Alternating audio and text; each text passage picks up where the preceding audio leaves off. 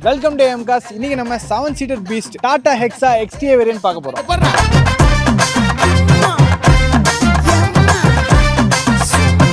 வெறும் 56,000 கிலோமீட்டர் ஓடின இந்த Hexa XTA மாடல் 2019க்கு 2020 டெலிவரி டீசல் கார் ஆட்டோமேட்டிக். ஒரு அசத்தலான ஃப்ரண்ட் லுக்ல high quality LED lights, fog lamps and project லைட்ஸும் போட்டிருக்காங்க. Brand new tyres, OG Tata alloy வீல்ஸும் கொடுத்துருக்காங்க. மோட்டரைஸ்டு மிரரும் வந்துடும்.